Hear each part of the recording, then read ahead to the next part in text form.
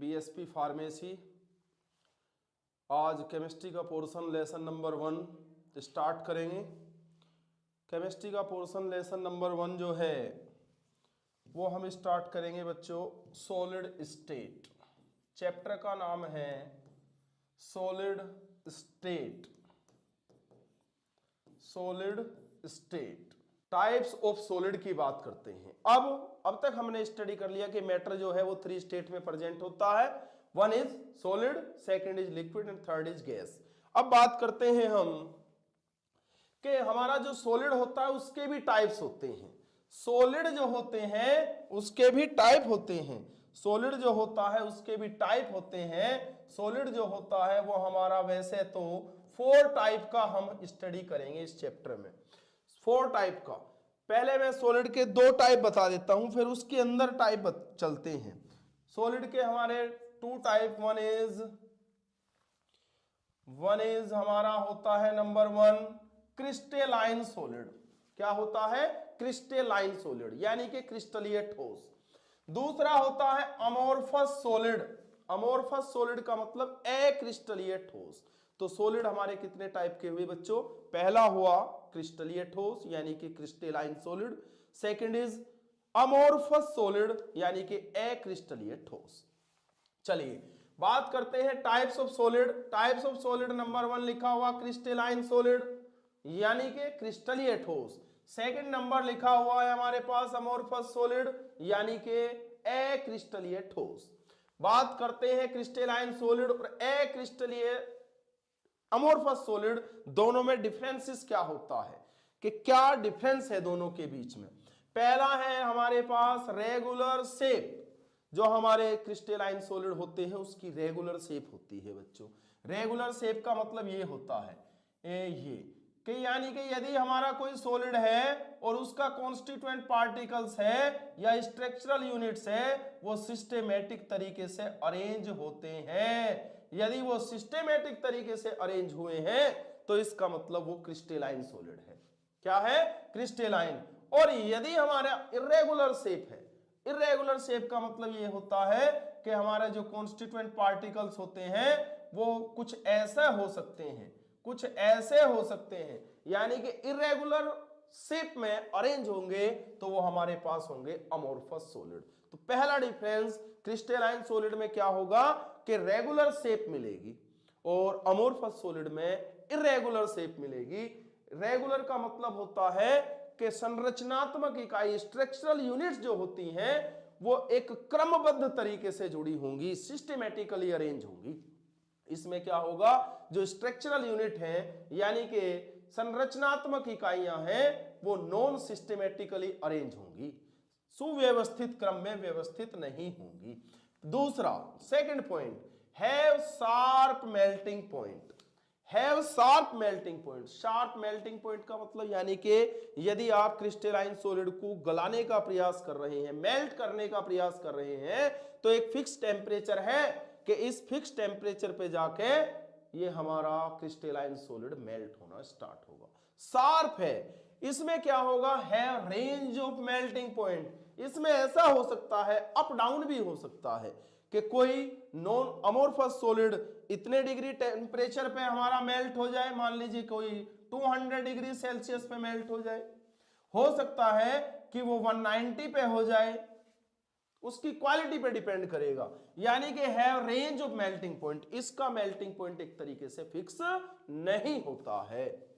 Second point बता दिया कि क्रिस्टलाइन सॉलिड जो होते हैं उसका शार्प मेल्टिंग पॉइंट होगा और इसका रेंज ऑफ मेल्टिंग पॉइंट, यानी कि इसे गलाने के लिए आपको भिन्न भिन्न तापक्रम की आवश्यकता होगी और इसे गलाने के लिए आपको एक फिक्स तापक्रम की आवश्यकता होगी। Third point is have definite heat of fusion. यानी कि यदि हमें क्रिस्टलाइन सॉलिड को ब्रेक करना है, तोड़ना है, तो एक डेफिनिट हीट यानी कि निश्चित ऊष्मा की आवश्यकता होगी। निश्चित ऊष्मा की आवश्यकता होगी। डेफिनिट हीट ऑफ फ्यूजन चाहिए। इसमें इसका उल्टा है, do not have definite heat of fusion. यानी कि यदि हमें एमोर्फस सॉलिड को, मॉलिक्यूल्स को ब्रेक करना है तो उसके लिए हमें इनडेफिनिट अर्थात इसकी जो हीट ऑफ फ्यूजन है वो इंडेफिनिट होती है, फिक्स नहीं होती है। इसकी कैसी होती है? फिक्स होती है। नंबर 4 एन आइसोट्रोपिक और ये हमारा आइसोट्रोपिक, दोनों का मीन समझ लीजिए। इसे यदि मैं बात करूं तो इसे कहते हैं विषमदैशिक, विषमदैशिक, और इसे कहते हैं समदैशिक। विषमदैशिक और समदैशिक का मीन्स क्या है कि यदि मैं इनकी प्रॉपर्टीज, फिजिकल प्रॉपर्टीज को चेंज करने का प्रयास करूं तो फिजिकल प्रॉपर्टी डिफरेंट हो सकती है। यानी कि एनाइसोट्रोपिक इन नेचर, ये विषमदैशिक प्रकृति के होते हैं। Different physical properties, different physical properties, इसमें हमारी जो फिजिकल प्रॉपर्टीज है यानी कि भौतिक गुण है वो हमारे अलग अलग हो सकते हैं in different direction, in different direction, अलग अलग अवस्थाओं में अलग अलग फिजिकल प्रॉपर्टी शो करते हैं, अलग अलग अवस्थाओं में अलग अलग फिजिकल प्रॉपर्टी रिप्रेजेंट करते हैं, शो करते हैं। इसमें इसका ठीक उल्टा होता है, यानी कि आइसोट्रोपिक है। ये कैसे है? आइसोट्रोपिक है। आइसोट्रोपिक का मतलब समदैशिक है। इन्हें आप सेम फिजिकल प्रॉपर्टीज रखेंगे, same physical property in different direction, यानी कि किसी भी अवस्था में ले जाइए, किसी भी डायरेक्शन में ले जाइए, लेकिन इनकी फिजिकल प्रॉपर्टीज चेंज नहीं होगी और इनकी फिजिकल प्रॉपर्टी डिफरेंट डायरेक्शन में यदि ले जा रहे हैं तो चेंज हो जाती है। चलते हैं फिफ्थ पॉइंट की तरफ। फिफ्थ पॉइंट है long range order. Long range order का मतलब दीर्घ परासी व्यवस्था है। दीर्घ परासी व्यवस्था यानी कि बड़े बड़े इनकी स्ट्रक्चर है, जिएंट स्ट्रक्चर है, एक तरीके से ये कहें कि बड़ी बड़ी स्ट्रक्चर है। और ये है शॉर्ट रेंज ऑर्डर यानी कि लघु परासी व्यवस्था है, यानी कि इनकी स्ट्रक्चर ज्यादा बड़ी नहीं होती है। पांचवा पॉइंट हो गया। सिक्स्थ पॉइंट की तरफ चलते हैं। ये हमारा ट्रू सॉलिड है। देखिए हमेशा ध्यान रखिए, यहां इंपॉर्टेंट पॉइंट है, ये इंपॉर्टेंट पॉइंट है। ये क्या कहता है? वो आपसे पूछता है कि which of the following true solid, which of the following is true solid, और उसने ऑप्शन दे दिया आपको। पहला दे दिया, मान लेते हैं मेटालिक सॉलिड, सेकंड दे दिया लिक्विड, थर्ड दे दिया आपको गैस, और फोर्थ दे दिया उसने अमोर्फस सॉलिड। यहां मैं फिलहाल इसे केवल क्रिस्टलाइन सॉलिड कर दे रहा हूं, क्रिस्टलाइन सॉलिड। तो हमेशा ध्यान रखना जो ट्रू सॉलिड है बच्चों वो केवल हम क्रिस्टलाइन सॉलिड को बोलते हैं। क्रिस्टलाइन सॉलिड हम के ट्रू सॉलिड हम केवल क्रिस्टलाइन सॉलिड को बोलते हैं। और जितने भी नेचर में सॉलिड के टाइप्स हैं, चाहे वो अमोर्फस सॉलिड हो, चाहे वो नेटवर्क सॉलिड हो, चाहे वो मेटालिक, ये तो टाइप्स हैं क्रिस्टलाइन सॉलिड के, सॉरी, तो ये जो होते हैं हमारे ट्रू सॉलिड नहीं होते हैं। बस आप इतना ध्यान रखिए कि क्रिस्टलाइन सॉलिड को हम ट्रू सॉलिड कहेंगे, क्रिस्टलाइन सॉलिड को ट्रू सॉलिड। ट्रू सॉलिड का मतलब है ये वास्तविक ठोस है। क्या है? वास्तविक ठोस है, सच में ही ठोस है। ये है हमारा सूडो सॉलिड और सुपर कूल्ड लिक्विड, यानी कि या तो ये सूडो यानी कि अवास्तविक सॉलिड है, या हमारे सुपर कूल्ड लिक्विड है। सुपर कूल्ड लिक्विड यानी कि यदि इनका टेम्परेचर इंक्रीज कर दें थोड़ा तो क्या होता है, ये कूल्ड, ठंडे हो जाते हैं। एक तरीके से ये कहें कि लिक्विड की भांति स्लो मोशन में मूवमेंट करना स्टार्ट करते हैं। जैसे आपका ग्लास है, ग्लास जो होता है जैसे ही टेम्परेचर इंक्रीज होता है तो उसके जो मॉलिक्यूल्स हैं वो डाउनवर्ड मूवमेंट करना स्टार्ट कर देते हैं, यानी कि ऊपर से नीचे की तरफ चलना स्टार्ट कर देते हैं। नंबर नेक्स्ट इज एग्जाम्पल है। एग्जाम्पल लिखे हुए हैं कि हमारा जो मोलिकुलर सॉलिड होता है वो बेंजोइक एसिड है। ये आगे टाइप्स में पढ़ेंगे, आगे ये टाइप्स में पढ़ेंगे। बेंजोइक एसिड हमारा क्या हुआ? क्रिस्टलाइन सॉलिड हुआ। KNO3 हमारा क्रिस्टलाइन सॉलिड हुआ। SI हमारा कोवेलेंट सॉलिड है, वही ध्यान रखना। और Cu हमारा मेटालिक सॉलिड है। इधर आ जाते हैं क्वार्ट्ज ग्लास, जिसे हम क्वार्ट्ज पत्थर कह देते हैं, वो हमारा कैसा है? अमोर्फस सॉलिड है। रबर तो सभी ने देखी होगी, चाहे वो नेचुरल रबर हो या सिंथेटिक रबर हो, वो दोनों ही हमारी अमोर्फस सॉलिड होती है बच्चों।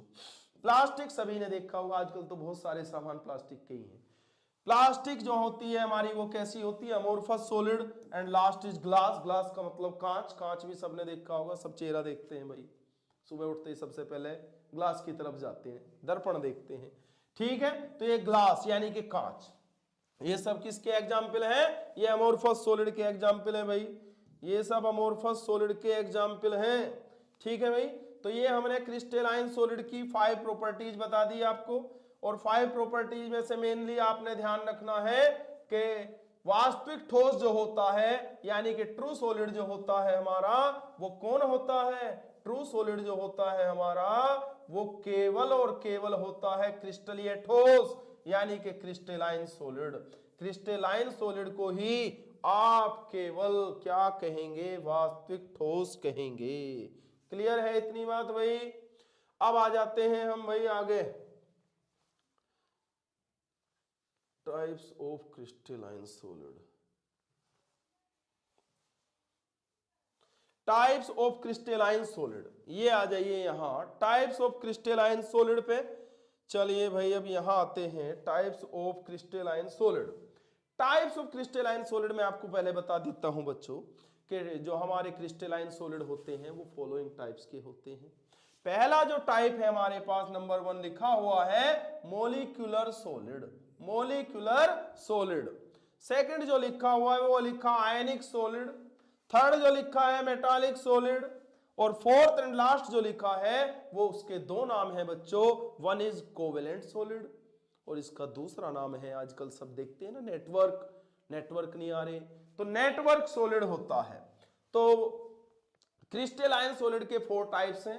Number first is ionic solid, number 1 is molecular solid, number second is ionic solid, number third is metallic solid and number fourth is covalent और नेटवर्क सॉलिड। क्लियर? तो अब हम एक एक की स्टडी करेंगे। ये चार्ट बहुत इंपॉर्टेंट है भाई, चार्ट को अच्छे से ध्यान से समझ लेना। मोलिकुलर सॉलिड, मोलिकुलर सॉलिड का मतलब क्या होता है? मोलिक्यूल्स। क्या होता है? मोलिक्यूल्स। और मोलिक्यूल्स क्या भाई ये हो सकता है मोलिक्यूल? नहीं, इंडिविजुअल कभी मोलिक्यूल हो नहीं सकता भाई। जब 2 और मोर एटम आपस में कंबाइंड होते हैं तब जाके मोलिक्यूल की फॉर्मेशन होती है, तो ध्यान रखना। तो इसमें इंडिविजुअल नहीं आ सकता, मोलिकुलर सॉलिड में मोलिक्यूल्स आएंगे भाई। और मोलिकुलर सॉलिड जो होते हैं वो भी 3 टाइप्स के होते हैं। पहला हमारा नॉन पोलर, यानी कि ये हमारा एक तरीके से आणविक ठोस है भाई। कैसा ठोस है भाई? आणविक ठोस है। आणविक का मतलब अणु से मिलकर बना है। पहला है नॉन पोलर, नॉन पोलर का मतलब अध्रुवीय। दूसरा है पोलर, पोलर का मतलब ध्रुवीय।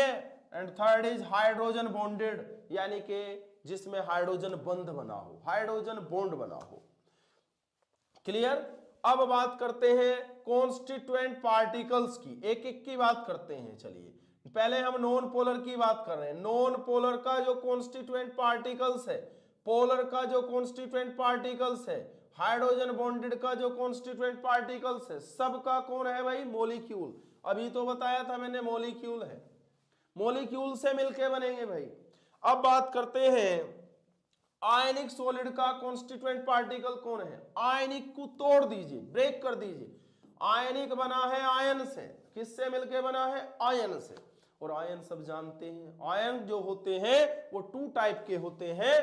पहला होता है पॉजिटिव, यानी कि जिसे हम कैटायन बोलते हैं, और दूसरा होता है निगेटिव, जिसे हम एनायन बोलते हैं, यानी कि ये धनायन और ये ऋणायन। तो आयनिक सॉलिड जो होंगे वो आयनों से मिलकर बने होंगे, या तो वो हमारा होगा धनायन यानी कि कैटायन, और या वो होगा ऋणायन, यानी कि दोनों होंगे, पॉजिटिव निगेटिव आयन्स होंगे। Metallic solid, metallic solid metal से बना है भाई, ये 9 से पढ़ते आ रहे भाई। मेटल, मेटल का मतलब धातु होता है। और मेटल में क्या ऋणायन आ सकता है? एनायन आ सकता है? नहीं, क्योंकि मेटल की डेफिनेशन क्या है कि ऐसे सबस्टांस जो 1 और मोर इलेक्ट्रॉन डोनेट करते हैं, यानी कि एक या एक से ज्यादा इलेक्ट्रॉन को त्यागते हैं, डोनेट कर देते हैं, और स्वयं को क्या बना लेते हैं? कैटायन, और स्वयं को धनायन बना लेते हैं, उसी का नाम मेटल था, उसी को हम धातु कह रहे थे। इसका मतलब यह है कि मेटालिक सॉलिड की जो कॉन्स्टिट्यूएंट पार्टिकल्स हैं वो केवल और केवल पॉजिटिव आयन्स होंगे। कैसे होंगे? पॉजिटिव आयन्स इन अ और डीलोकेलाइज्ड इलेक्ट्रॉन। सी का मतलब समुद्र, बहुत सारे नंबर ऑफ इलेक्ट्रॉन ज्यादा संख्या में हो तो उसे हम सी कह देते हैं। सी का मतलब समुद्र होता है ना, और समुद्र में पानी थोड़ा होता है कि ज्यादा होता है, हायर क्वांटिटी। ठीक है। थर्ड इज के मेटालिक सॉलिड जो होंगे वो किससे बने होंगे, पॉजिटिव आयन से। फोर्थ इज कोवेलेंट और नेटवर्क सॉलिड। कोवेलेंट और नेटवर्क सॉलिड जो होते हैं वो ऐसे कंपाउंड, ऐसे एटम बनाते हैं जो कोवेलेंट बॉन्ड की फॉर्मेशन करते हैं, कोवेलेंट बॉन्ड की फॉर्मेशन करते हैं। यानी कि कोवेलेंट और नेटवर्क सॉलिड, कोवेलेंट और नेटवर्क सॉलिड जो होते हैं वो उसी से मिलकर बने होते हैं, कोवेलेंट बॉन्ड से जुड़े होंगे। ये किससे जुड़े होंगे, कोवेलेंट बॉन्ड से। कोवेलेंट बॉन्ड का मतलब सहज संयोजी बंध से जुड़े होंगे, सहज संयोजी बंध से जुड़े होंगे। तो पहला हमने आपको बता दिया कि पहला हमारा जो सॉलिड है वो मॉलिक्यूलर सॉलिड है, और मॉलिक्यूलर सॉलिड के हमारे 3 टाइप्स हैं। पहला हमारा टाइप है नॉन पोलर, सेकंड है पोलर, और third is hydrogen bonded. Hydrogen bonded हो, नॉन पोलर हो या पोलर हो, तीनों की कॉन्स्टिट्यूएंट यूनिट जो होती है, कॉन्स्टिट्यूएंट पार्टिकल जो होते हैं वो होता है हमारा मॉलिक्यूल। सेकंड हमने स्टडी किया बच्चों आयनिक। आयनिक हिंदी और इंग्लिश दोनों में समान होता है, और आयनिक जो होते हैं वो 2 होते हैं। आयन या तो वो कैटायन यानी कि धनायन हो, माइनस यानी कि एनायन यानी कि ऋणायन हो। तो जब कैटायन और एनायन, धनायन और ऋणायन से मिलकर जो सॉलिड बनेगा उसे कहेंगे आयनिक सॉलिड। और थर्ड हमने स्टडी किया बच्चों मेटालिक सॉलिड, और मेटल हमने आपको बताया कि ऐसे होते हैं जो 1 और मोर इलेक्ट्रॉन को डोनेट करते हैं और स्वयं को क्या बना लेते हैं, पॉजिटिव। पॉजिटिव का मतलब होता है कैटायन बना लेते हैं। यानी कि ये केवल मेटालिक सॉलिड ऐसी कॉन्स्टिट्यूएंट यूनिट से बनेंगे जिसके पास केवल क्या होंगी, पॉजिटिव चार्ज होगा, यानी कि पॉजिटिव आयंस इन सी। ठीक है। और नंबर 4 इज कोवेलेंट और नेटवर्क सॉलिड वो बनाएंगे जो एटम कोवेलेंट बॉन्ड की फॉर्मेशन करते हैं। क्लियर है इतनी बात। चलिए बात करते हैं हम अगला heading, next heading bonding attraction. Bonding attractive force है, बॉन्डिंग एट्रैक्टिव फोर्स, यानी कि इनके बीच में जो फोर्स अप्लाई होगा, किसके, मॉलिक्यूलर के, आयनिक के, मेटालिक के, कोवेलेंट के, कौन सा फोर्स अप्लाई होगा। इसमें लगेगा भाई डिस्पर्जन और लंडन फोर्सेस, किसमें, नॉन पोलर में। नॉन पोलर में लगेगा डिस्पर्जन और लंदन फोर्सेस। ठीक है। डिस्पर्जन का मतलब बिखरा हुआ, एक तरीके से बिखराव, डिस्पर्जन और London forces. Second is polar में लगेगा dipole dipole interactions, dipole dipole यानी कि द्विध्रुव द्विध्रुव अंतराण्विक बल लगेगा, द्विध्रुव द्विध्रुव अंतराण्विक बल लगेगा, डाइपोल डाइपोल इंटरेक्शन लगेगा। और हाइड्रोजन बॉन्डेड में सबको पता है भाई हाइड्रोजन फोर्सेस लगेगा। ठीक है। अब बात करते हैं आयनिक में। आयनिक में हमारे पास लगेगा कोलंबिक और इलेक्ट्रोस्टैटिक, कोलंबिक और इलेक्ट्रोस्टैटिक, क्योंकि इलेक्ट्रिसिटी सप्लाई करने के लिए भी तो आयन चाहिए ना, positive and negative, positive and negative, cation anion, धनायन ऋणायन।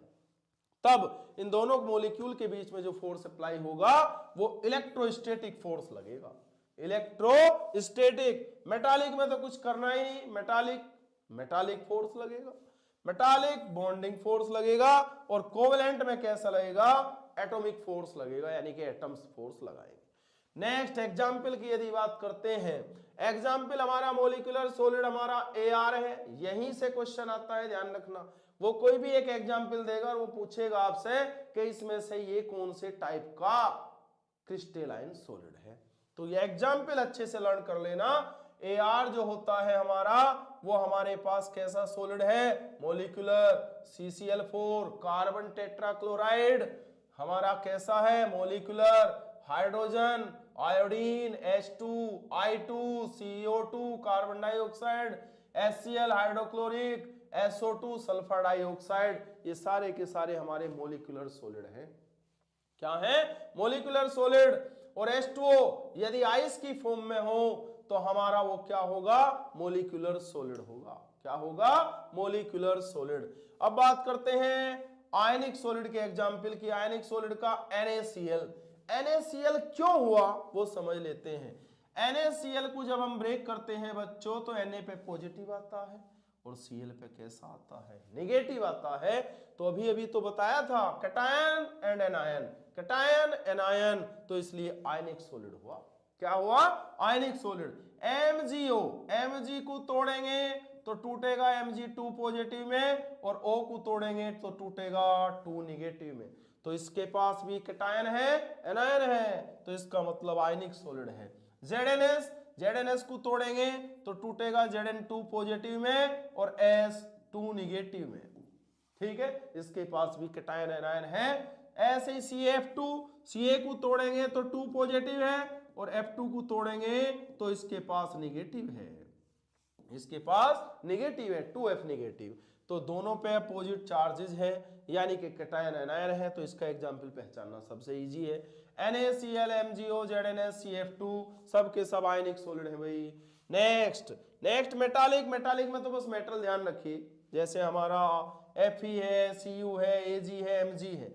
Fe यानी कि लोहा, Cu यानी कि कॉपर या तांबा भी बोल देते हैं, Ag यानी कि सिल्वर या चांदी, और Mg का मतलब मैग्नीशियम। अब आते हैं कोवलेंट के। कोवलेंट के हमारे पास एग्जाम्पल यहाँ लिखे हुए हैं, कोवलेंट बॉन्डिंग आ गई इसमें। कोवलेंट के एग्जाम्पल ये है हमारे पास, ये यहाँ गलती से यहाँ ट्रांसफर हो गया है भाई। ये SiO2 यानी कि जिसे हम क्वार्ट्ज कहते हैं, SiC सिलिकॉन कार्बाइड, ये हमारे पास कार्बन यदि ज्यादा क्वांटिटी में हो तो डायमंड बोलते हैं, यानी कि हीरा। Al aluminium nitride, carbon graphite, ये इसके एग्जाम्पल है भाई, किसके? कोवलेंट के। Next physical nature. Physical nature कैसी होती है? जो हमारा नॉन पोलर होता है वो सॉफ्ट होता है भाई। सॉफ्ट क्यों होता है? क्योंकि डिस्पर्जन और लंडन फोर्सेस होता है, डिस्पर्जन और लंडन फोर्सेस। दूसरा जो पोलर होता है वो भी सॉफ्ट होता है क्योंकि डायपोल डायपोल इंटरेक्शन होता है, डायपोल डायपोल इंटरेक्शन वीक होता है, तो इसलिए वो सॉफ्ट होता है।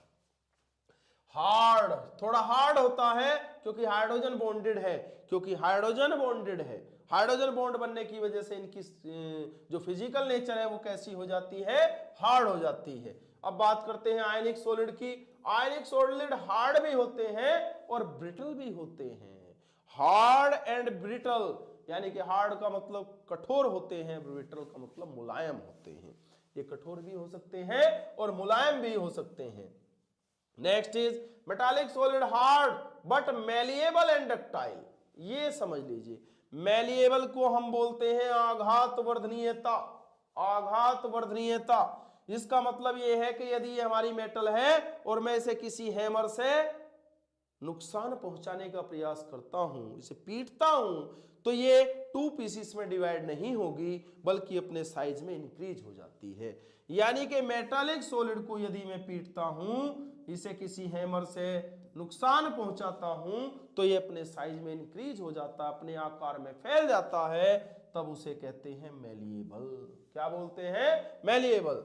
और डक्टाइल का मतलब क्या होता है? जिसकी वायर्स खींची जा सकती हूं, तार खींचे जा सकते हो, थिन वायर्स बनाई जा सकती हो, पतली पतली सीटें बनाई जा सकती हो। नेक्स्ट इज, ये क्या होता है? हार्ड भी होता है और सॉफ्ट भी होता है। ये दोनों काम है भाई कोवेलेंट में, हार्ड भी हो सकता है और सॉलिड भी होता है। नेक्स्ट आ जाते हैं इलेक्ट्रिकल कंडक्टिविटी। इलेक्ट्रिकल कंडक्टिविटी, हमारी नॉन पोलर में इंसुलेटर है भाई, इलेक्ट्रिसिटी पास नहीं होगी, और पोलर में इलेक्ट्रिसिटी पास नहीं होगी, और हाइड्रोजन बॉन्डेड में इलेक्ट्रिसिटी पास नहीं होगी। इसका मतलब मॉलिक्यूलर सॉलिड में इलेक्ट्रिसिटी पास नहीं होगी। अब आ जाते हैं आयनिक सॉलिड। ये है इंपॉर्टेंट पॉइंट, ध्यान से यहां समझ लेना, ये इतना हिस्सा, इतना पार्ट ध्यान से समझ लेना। यानी कि तीनों मॉलिक्यूलर सॉलिड जो हुए हमारे, वो विद्युत के कुचालक हुए, इंसुलेटर है। अब इसमें समझिए आयनिक में समझिए इंसुलेटर्स इन सॉलिड स्टेट, यानी कि ठोस अवस्था में विद्युत के कुचालक होंगे, इलेक्ट्रिसिटी पास नहीं कर पाएंगे। But good conductor in smelting and aqueous form, but conductors in molten state and in aqueous solution. यानी कि जैसे ही आप इनका सॉल्यूशन प्रिपेयर करते हैं, जैसे ही आप इन्हें मेल्ट करते हैं, गलाते हैं, या एक्वस सॉल्यूशन का मतलब जलीय विलयन बनाते हैं, तो तुरंत ये क्या करना शुरू कर देते हैं, इलेक्ट्रिसिटी पास करना शुरू कर देते हैं। इसका रीजन भी मैं तुम्हें बताता हूं, क्योंकि जब ये सॉलिड फॉर्म है बच्चों, सॉलिड फॉर्म में मेटल के अंदर जो प्रेजेंट इलेक्ट्रॉन है वो रेस्टिंग पीरियड में है, आराम की अवस्था में है, और इलेक्ट्रिसिटी फ्लो करने के लिए, इलेक्ट्रिसिटी सप्लाई करने के लिए, विद्युत का प्रवाह करने के लिए इलेक्ट्रॉन का मूवमेंट करना जरूरी है, इलेक्ट्रॉन का गमन करना जरूरी है, गति करना जरूरी है। इसलिए इंसुलेटर होते हैं सॉलिड स्टेट में, लेकिन जैसे ही इन्हें एक्वस सॉल्यूशन बनता है तो इलेक्ट्रॉन फ्लो करना स्टार्ट कर देते हैं। तो हमेशा ध्यान रखना। Next is metallic solid. Metallic solid तो सभी जानते हैं भाई, मेटालिक सॉलिड जैसे हमारा लोहा है, सोना है, चांदी है, ठीक है, ये सब के सब गुड कंडक्टर होते हैं। Conductor in solid state as well as in molten state, चाहे इन्हें सॉलिड स्टेट में हो चाहे हमारी मेल्टिंग स्टेज हो, इन्हें तो करंट सप्लाई करना है, यानी कि गुड कंडक्टर होंगे। अब आ जाते हैं कोवलेंट और नेटवर्क सॉलिड। कोवलेंट और नेटवर्क सॉलिड में क्या होता है, ये हमारे इलेक्ट्रिसिटी को पास नहीं करते हैं, यानी कि इलेक्ट्रिसिटी इसमें पास नहीं होती है, लेकिन एक है जिसमें इलेक्ट्रिसिटी सप्लाई हो सकती है, वो है ग्रेफाइट। डायमंड में इलेक्ट्रिसिटी सप्लाई नहीं होती, बस केवल सिंगल एक कंपाउंड इसमें ऐसा है, ग्रेफाइट, जो इलेक्ट्रिसिटी का कंडक्टर होता है। बाकी किसी में भी इलेक्ट्रिसिटी सप्लाई नहीं होती है, लिखा हुआ इंसुलेटर होते हैं और कंडक्टर, एक्सेप्शन ग्रेफाइट, लिख लेना ग्रेफाइट। ग्रेफाइट को छोड़कर सबके सब इंसुलेटर हैं, यानी कि विद्युत के कुचालक हैं। बस ग्रेफाइट कंडक्टर है, विद्युत का सुचालक है। क्लियर। लास्ट पॉइंट की तरफ चलते हैं। मॉलिक्यूलर सॉलिड जो होते हैं हमारे, उनका melting point very low, non polar का वेरी लो, पोलर का लो यानी कि कम होता है, हाइड्रोजन बॉन्डेड का लो, यानी कि नॉन पोलर का सबसे कम होगा और पोलर का उससे थोड़ा ज्यादा होगा और हाइड्रोजन बॉन्डेड का उससे थोड़ा ज्यादा होगा। अब आ जाते हैं आयनिक में। आयनिक में हाई होता है। हाई होने का रीजन है कैटायन और एनायन। अरे भाई, कैटायन एनायन को अपनी ओर अट्रैक्ट करता है और एनायन कैटायन को अपनी ओर अट्रैक्ट करता है, तो इंटरमोलिकुलर फोर्स स्ट्रॉन्ग हो जाता है, जिसे ब्रेक करने के लिए हायर एनर्जी और हायर टेम्परेचर, ज्यादा ऊर्जा और ज्यादा ताप की आवश्यकता होती है। नेक्स्ट, मेटालिक सॉलिड में क्या होता है, फेयरली हाई, यानी कि बहुत ज्यादा होता है, बहुत ज्यादा होता है, इनका मेल्टिंग पॉइंट बहुत ज्यादा होता है।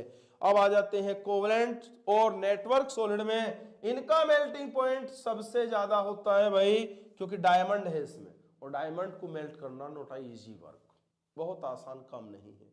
ठीक है, तो ये हमने बच्चों ये कर लिया है। मेटालिक सॉलिड, क्रिस्टलाइन सॉलिड के हमारे टाइप्स थे, क्रिस्टलाइन सॉलिड की उसकी हमारी प्रॉपर्टी थी। क्रिस्टलाइन सॉलिड हमने आपको बताए 4 टाइप्स के होते हैं। पहला बताया है मॉलिक्यूलर, सेकंड हमने क्या बताया है भाई, सेकंड बताया है आयनिक, थर्ड क्या बताया है, थर्ड बताया है मेटालिक, और फोर्थ के 2 नाम है भाई, ध्यान रखना, या तो आप इसे कोवलेंट कहेंगे यानी कि सह संयोजी, और दूसरा नाम हमारे पास इसका होता है क्या, network solid. Network solid, network ठोस होता है, नेटवर्क ठोस होता है। तो चारों के हमें स्टडी कर लिया। अब इनकी बात करते हैं, इनकी प्रॉपर्टीज की। तो प्रॉपर्टीज हमने 4-5 इनकी कर ली और एग्जाम्पल भी हमने इसके कर लिए। ठीक है, अब आगे चलते हैं भाई, आगे चलते हैं। लिखा हुआ है नोट, नोट पॉइंट को ध्यान से देखना, यहां क्या लिखा हुआ है, ये लिखा हुआ है नोट, जिएंट स्ट्रक्चर। जिएंट का मतलब होता है बड़ी स्ट्रक्चर, यानी कि एक विशालकाय संरचना होती है, बिग स्ट्रक्चर, बड़ी स्ट्रक्चर होती है। किसकी बिग स्ट्रक्चर होती है, क्रिस्टलाइन सॉलिड की। क्रिस्टलाइन सॉलिड की जो होती है वो जिएंट स्ट्रक्चर होती है। अब चलते हैं आगे, MP and BP, melting point and boiling point, यानी कि गलनांक और क्वथनांक। मेल्टिंग पॉइंट और बॉइलिंग पॉइंट किसका कैसे होता है, सीक्वेंशियली देख लीजिए। कोवेलेंट सॉलिड का और नेटवर्क सॉलिड का सबसे ज्यादा होता है, उससे कम होता है आयनिक सॉलिड का, उससे कम होता है हमारे पास कोवेलेंट कंपाउंड का, और उससे कम होता है मॉलिक्यूलर सॉलिड का। क्लियर। अब बात करते हैं हमारे पास ये एग्जाम पे लिखा हुआ SiO2। SiO2 का मेल्टिंग और बॉइलिंग पॉइंट सबसे ज्यादा, NaCl का उससे कम, और CO2 का उससे कम। यानी कि जैसे जैसे आप मूवमेंट कर रहे हैं SiO2 का ग्रेटर होता है NaCl से, और NaCl का ग्रेटर होता है CO2 से। नेक्स्ट है डला हुआ है ग्रेफाइट। ग्रेफाइट को देखिए ध्यान से। ग्रेफाइट में क्या लिखा है, अभी अभी मैंने कोवेलेंट में बताया था आपको कि कोवेलेंट कंपाउंड जितने भी होते हैं वो इलेक्ट्रिसिटी के इंसुलेटर होते हैं, इलेक्ट्रिसिटी के इंसुलेटर। लेकिन ग्रेफाइट को छोड़कर, यानी कि except graphite good thermal as well as electrical conductor due to the movement of free electron। यही रीजन है कि ग्रेफाइट जो होता है हमारा वो गुड कंडक्टर होता है इलेक्ट्रिसिटी का, गुड कंडक्टर होता है इलेक्ट्रिसिटी का। क्या रीजन है कि good thermal as well as electrical conductor, यानी कि इसमें हीट भी आप सप्लाई कर सकते हैं और इलेक्ट्रिसिटी भी सप्लाई कर सकते हैं due to the presence of free electron, यानी कि मुक्त इलेक्ट्रॉनों की वजह से आप ग्रेफाइट को इंसुलेटर की कैटेगरी में नहीं रखेंगे। ये आता है conductor, good conductor. Next is diamond. Diamond का मतलब जानते हैं हीरा होता है बच्चों। क्या होता है? हीरा। Good thermal conductor and electrical insulator, यानी कि जो गुड थर्मल कंडक्टर होता है, यानी कि इसकी जो थर्मल कंडक्टिविटी होती है वो ज्यादा होती है, एंड इलेक्ट्रिकल इंसुलेटर, यानी कि इसमें इलेक्ट्रिसिटी सप्लाई नहीं कर सकते आप। ये इलेक्ट्रिसिटी का कंडक्टर नहीं होता है, बल्कि क्या होता है? इंसुलेटर। और ये भी बताया था लास्ट उसमें मैंने आपको कि ग्रेफाइट और डायमंड दोनों कौन से सॉलिड होते हैं? बताओ कौन से सॉलिड होते हैं? ये सॉलिड होते हैं कोवेलेंट और नेटवर्क सॉलिड, कोवेलेंट और नेटवर्क सॉलिड होते हैं। अब ये लिखा हुआ है क्लासिफाई ईच सॉलिड, यानी कि यहां मैं आपको कुछ बता रहा हूं। जैसे मान लीजिए मैं आपसे क्वेश्चन पूछता हूं यहां, और आपने ये बताना है कि which of the following is दो type of solid. Suppose that ये लिखा हुआ यहां KNO3, क्या लिखा हुआ? KNO3। ये लिखा है यहां CO2। ये लिखा, क्वेश्चन है बच्चों, क्वेश्चन देखिएगा यहां, क्वेश्चन है मैच द कॉलम। कॉलम को मैच करना है। इसमें क्या दिया हुआ है? वन साइड दिए हुए हैं मॉलिक्यूल, यानी कि K2SO4 SN, और ये बेंजीन रिंग है, बेंजीन रिंग है जिसे आप C6H6 बोलते हैं, C6H6 benzene ring. Organic chemistry में आप स्टडी करेंगे। ये लिखा हुआ है SI। इसे ये कॉलम सेट करने हैं कि K2SO4 कौन से टाइप का क्रिस्टलाइन सॉलिड है, SN कौन से टाइप का क्रिस्टलाइन सॉलिड है, बेंजीन कौन से टाइप का क्रिस्टलाइन सॉलिड है, और SI कौन से टाइप का क्रिस्टलाइन सॉलिड है। देखने का इजी तरीका क्या है कि K2SO4 है, K2SO4 को ब्रेक कीजिए, इतना तो जानते ही होंगे। K2SO4 का मतलब K पे कैसा चार्ज आता है? पॉजिटिव, तो ये ब्रेक हो जाएगा 2K पॉजिटिव में, और सल्फेट आयन है भाई, तो SO4 ब्रेक होता है डबल नेगेटिव में। इसका मतलब इसके पास कैटायन है और इसके पास एनायन है, और जब कैटायन और एनायन दोनों होते हैं तो वो आयनिक होता है भाई, आयनिक क्रिस्टलाइन सॉलिड। इसका मतलब हमें आंसर पहले का मिल गया, पहले में हमारा डी आने वाला भाई, यानी कि मैंने डी कर दिया यहां, ये बना दिया डी। अब बात करते हैं SN की।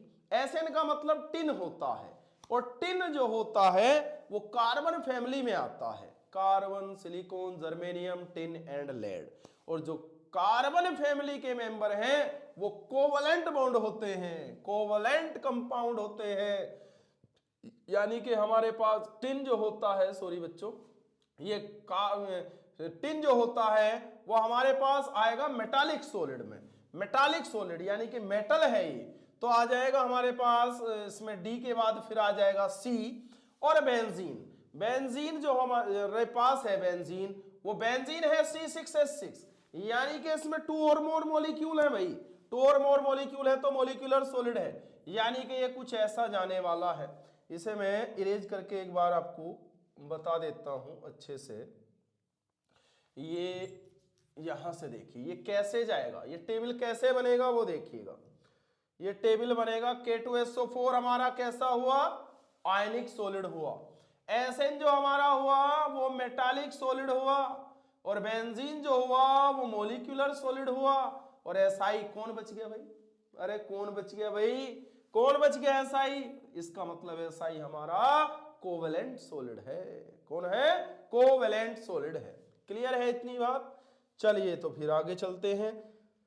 ये लिखा हुआ है हमारे पास, नोट डाउन कर लीजिए, ये रफ कर दिया है। क्वेश्चन नंबर नेक्स्ट हमारे पास, क्वेश्चन नंबर नेक्स्ट हमारे पास ये लिखा हुआ है, identify total number of molecular solid, यानी कि हमें इसमें से total number of molecular solid छांटने हैं, यानी कि आणविक ठोसों की संख्या छांटनी है कि टोटल कितने आणविक ठोस इसमें हैं। चलो जी चेक करते हैं। अब हमारे पास लिखा हुआ है भाई NH3, क्या लिखा हुआ, NH3 यानी कि अमोनिया लिखा। अमोनिया हमारा मोलिकुलर सॉलिड होता है भाई, ध्यान रखना, मोलिकुलर सॉलिड होता है अमोनिया। फिर हमारे पास लिखा है यूरिया, यूरिया NH2CONH2, NH2CONH2, ये भी हमारे पास मोलिकुलर सॉलिड होता है भाई। फिर आया है ZNS, ध्यान से देखना, ZNS, Zn टूट जाता है बच्चों 2 पॉजिटिव में और S 2 निगेटिव में, तो जब पॉजिटिव भी है निगेटिव भी है, क्या मोलिकुलर सॉलिड होगा, नहीं, आयनिक सॉलिड है भाई, क्योंकि कैटायन है एनायन है, तो ये तो हमारा आयनिक सॉलिड है। कौन है, आयनिक सॉलिड। अब बात करते हैं AR की। AR का मतलब ऑर्गन है, और ऑर्गन हमारा मोलिकुलर सॉलिड है भाई, क्या है, मोलिकुलर सॉलिड है। वाटर, वाटर का मतलब H2O, और H2O हमारा मोलिकुलर सॉलिड है भाई, क्योंकि हाइड्रोजन बॉन्डेड बनेगा। SiO2 हमारा कोवेलेंट सॉलिड है भाई, NaCl हमारा आयनिक सॉलिड है भाई, और SiC हमारा कोवेलेंट सॉलिड है, ग्रेफाइट कोवेलेंट सॉलिड है, dry ice, dry ice, CO2 ये हमारे पास ड्राई आइस है, ड्राई आइस जो होगा मोलिकुलर सॉलिड होगा, मोलिकुलर सॉलिड। ब्रोंज, ब्रोंज जो होगा वो मेटालिक सॉलिड है भाई, तो अब इसमें से छांट लेंगे हम। मोलिकुलर सॉलिड की संख्या 1 2 3 4 और 5, तो 5 और ये 6, ये तो मेटालिक है, तो हमारे पास मोलिकुलर सॉलिड की नंबर आ गई कितनी, 5। ऐसे आप देख लेंगे, कोई दिक्कत। चलिए नेक्स्ट क्वेश्चन की तरफ चलते हैं, नेक्स्ट क्वेश्चन की तरफ चलते हैं भाई। नेक्स्ट क्वेश्चन, नेक्स्ट क्वेश्चन चलते हैं भाई, यहां चलते हैं, ठीक है। चलिए भाई, ये क्या लिखा है, classify, classify etch solid crystalline और अमोर्फस। अब क्या करा रहा है, वो क्रिस्टलाइन सॉलिड में और अमोर्फस सॉलिड में क्लासिफाइड करा रहा है कुछ कंपाउंड, तो आपने करना है, सीख जाए। क्वेश्चन भी बच्चों यहीं से आएगा आपके एग्जाम में, आपके एग्जाम में क्वेश्चन भी 100% यहीं से आएगा। वो आपको कोई भी एक कंपाउंड देगा और वो आपसे कहेगा कि which of the following is amorphous solid, या which of the following is crystalline solid, या which of the following is ionic solid, which of the following is covalent solid, यानी कि किसी भी एक को पूछ लेगा वो आपसे।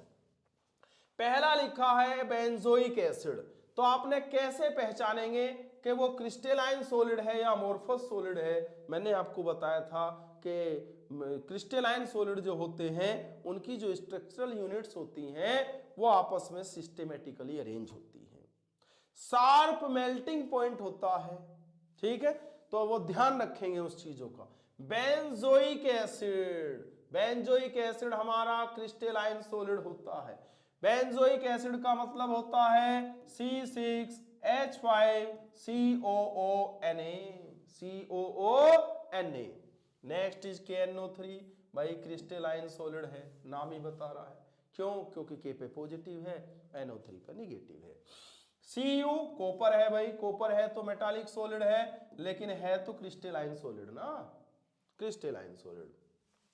पॉलीयूरेथेन प्लास्टिक, प्लास्टिक याद कीजिए अमोर्फस सॉलिड में एग्जाम पे लिखाया था, प्लास्टिक, ग्लास, रबर, तो यानी कि ये हमारा अमोर्फस सॉलिड है, अमोर्फस सॉलिड। टेफ्लॉन, हमेशा ध्यान रखिए जितने भी पॉलीमर हैं, जितने भी पॉलीमर हैं, जितने भी बहुलक हैं, कोई भी हमारा क्रिस्टलाइन सॉलिड नहीं होगा, ध्यान रखना बस ये। टेफ्लॉन जो होता है हमारा वो भी अमोर्फस सॉलिड है। सेलोफेन, सेलोफेन भी एक प्रकार का पॉलीमर ही होता है, तो इसका मतलब यही भी हमारे पास अमोर्फस सॉलिड है।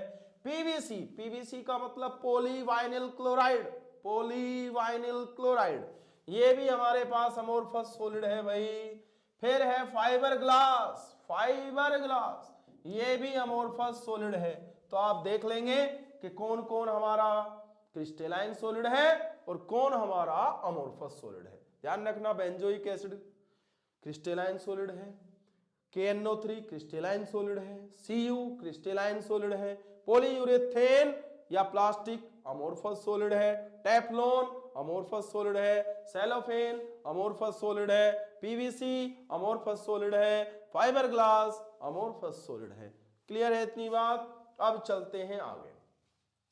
अब तक हमने आपको पढ़ा दिया है इसमें क्रिस्टलाइन सॉलिड यानी कि क्रिस्टलीय ठोस, अमोर्फस सॉलिड यानी कि अक्रिस्टलीय ठोस और उनके टाइप्स। क्रिस्टलाइन सॉलिड के कितने टाइप्स कराए हमने? 4 टाइप।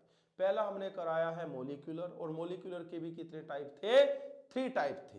पहला क्या था? पहला था नॉन पोलर, दूसरा क्या था? दूसरा था पोलर, तीसरा क्या था? हाइड्रोजन बॉन्डेड, और दूसरा जो हमने कराया है सेकंड नंबर पे क्रिस्टलाइन सॉलिड वो था हमारा आयनिक सॉलिड, और थर्ड बच्चों हमने कराया था आपको मेटालिक सॉलिड, और फोर्थ जो कराया था उसके 2 नाम हैं, पहला नाम है कोवेलेंट सॉलिड और दूसरा नाम है नेटवर्क सॉलिड। क्लियर है इतनी बात? चलिए अब आगे चलते हैं।